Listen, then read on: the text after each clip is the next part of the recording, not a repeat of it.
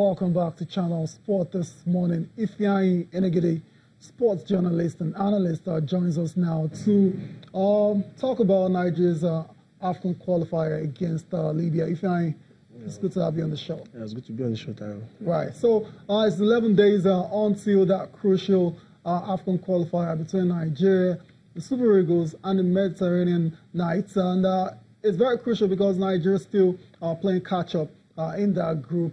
The Super Eagles coach, Rohr, unveiled a 24-man list yesterday. And we said at the start of the show, conspicuously missing is captain Mikel Obi. But before we talk about why Mikel is missing or not, let's have a look at what the squad looks like. Usual suspects, the goalkeepers, looks like Francis Rohr is here to stay and is not going anywhere.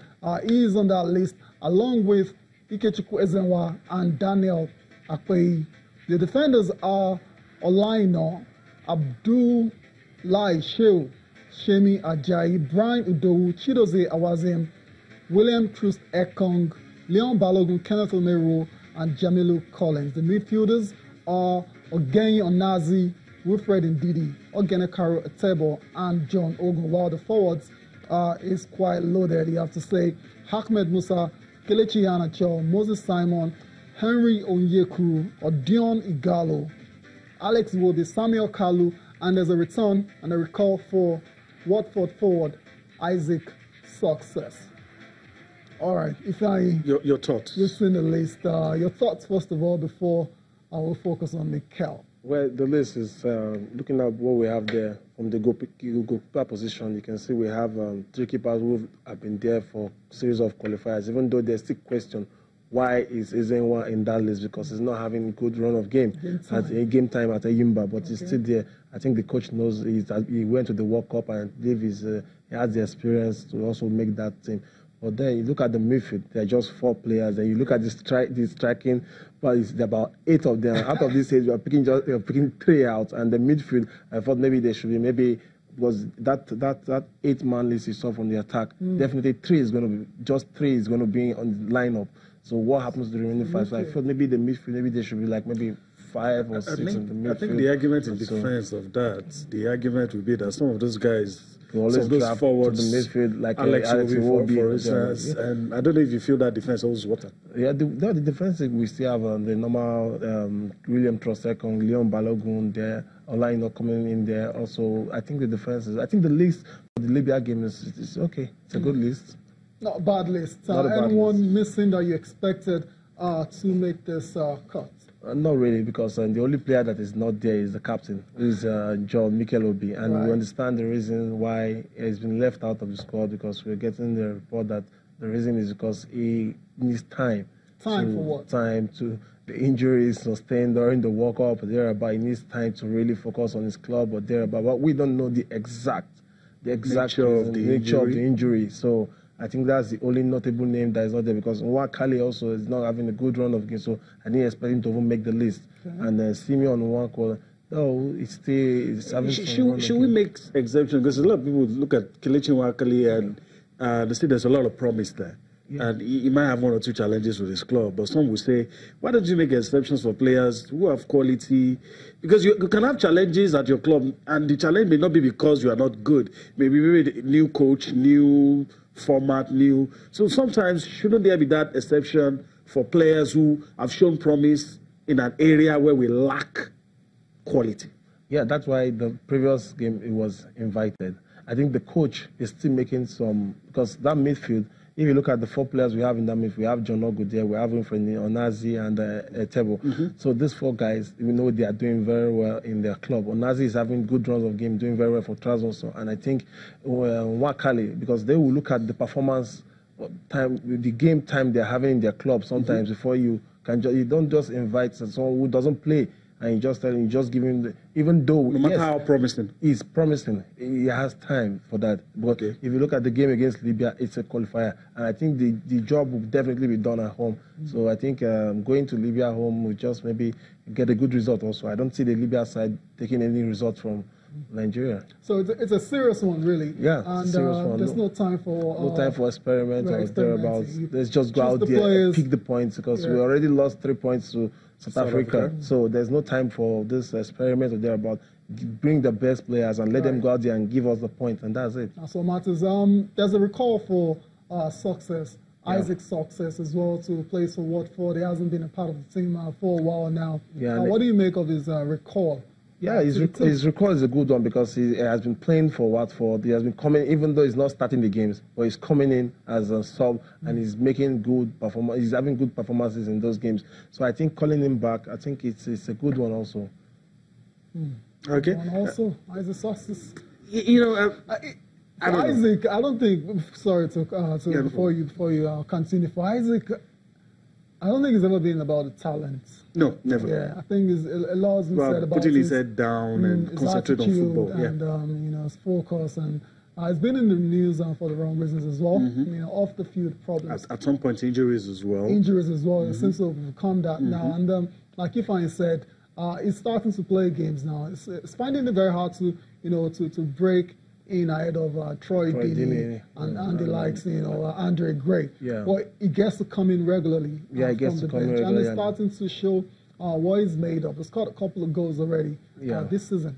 Yeah, he did. So I think calling him back, even though it's going to be difficult for him to break into that attack, but calling him back, because maybe it's time for him to know that he has to be serious with his game, because just as you said, his name has been there for some wrong reasons, and he's not been having playing time at Watford for like 2 seasons or there. I think it's just this season we are seeing more of him. So I think it's a good one. Getting the call from Nigeria, he will know that he has to step up his game when he gets back to Watford, put more effort, so that those calls can keep coming in, So I think Watford, Success would really appreciate, and I think if he's given that chance, he will really try to prove himself. Let's get ahead of ourselves a little. We have this opportunity of a double header against Libya, and it means we can take out one of the teams ahead of us and put us in a position where, when we now eventually travel to South Africa, we can do something about who's going to top the group. But what do you expect from this double header, basically? From this double header, the least I expect is 4 points. The very least. The very least. 3 at home, then go to Libya. I'm expecting 3, but maybe one might just be. We might just come back home and just. All right. Well, let's quickly. The Super Eagles media officer, Ibitoye, joins us now, and of course, it would be interesting to ask him all of the things that we've been thinking about. Hello, Tony. Good morning. If you can hear me, it's nice to have you join us. Yeah, good morning, Yemi. I'm happy to be on spot this morning. Okay, we're happy as well. But let me just quickly ask you this. All of us want to get an official explanation for Mikel, because we know he's the captain of the Super Eagles. This is the second time he's missing, and, we'd like to hear from you, echoing whatever Rohr is saying about the, obvious absence of the captain of the team. Yeah, it's a pity Mikel is not available for us for this game. Coach Rohr and Mikel have spoken about this. The truth is that Mikel is not 100% in terms of his fitness. He just returned from injury, played a game for his club in China, and then went off again and only returned from injury. So he's not 100%. He's back playing, but it's too early to load him with international fixtures now, because it's not 100%. It's just returning from injuries, and there's no point bringing him down when we can't get 100% from him, given the fact that we have to play 2 games in about 4 days or 3 days. So it's better to allow him recover fully, get back his match fitness 100%, so that he can come back for the game in November against South Africa.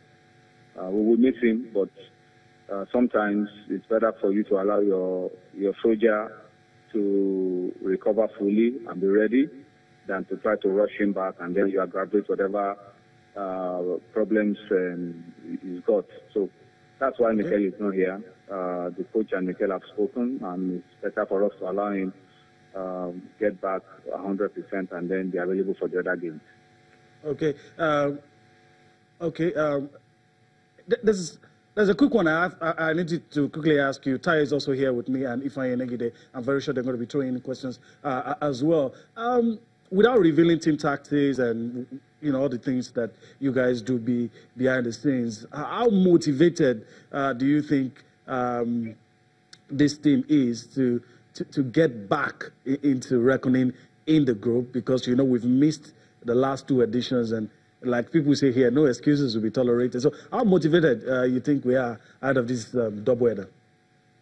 Yeah, the biggest motivation is that a good result in these 2 games would probably seal our place at the Nations Cup next year.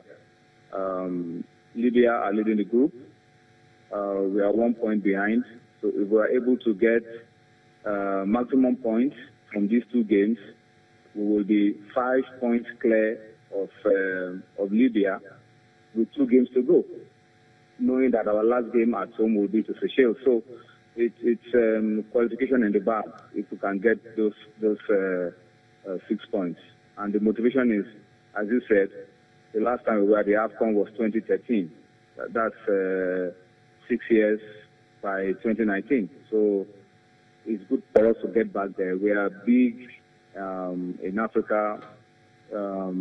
We should be getting to the AFCON on a regular basis. And thankfully, 2 teams from each group now makes it somewhat easier to get to the AFCON. So we cannot have any excuse not to be there. Remember in 2015, we finished 3rd in a group that had Sudan, Congo, and South Africa. It's totally unacceptable for that to happen again.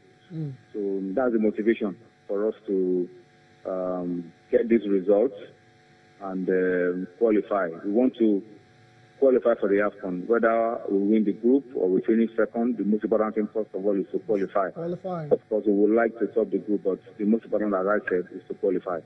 All right. So before we let you go, one thing that has gotten a lot of people talking about the list as well is the composition of the midfield. Just 4 players have been brought into that position. Do you know the rationale behind inviting just 4 midfielders for the match against Libya? Yeah, but we are playing 2 games, and those 4 players probably all can start in 1 game. So we will still have options, even with the 4 players. And the way our team is, there are some players who are in the attack, who can also play in the midfield, who can play as wide players from the wings to complement whatever we have in the middle of the park. So it's still a lot of options for us. Because those 2 games are the games we will play with our best players. It's not as if one is a friendly where we need to try out untested players. It's still the same that we have for the first game that will be available for us for the 2nd game. So look at those 4 players that have been available for game 1 and game 2. So it's still a good number to work with. All right, so thank you very much for being a part of the show. Appreciate your time.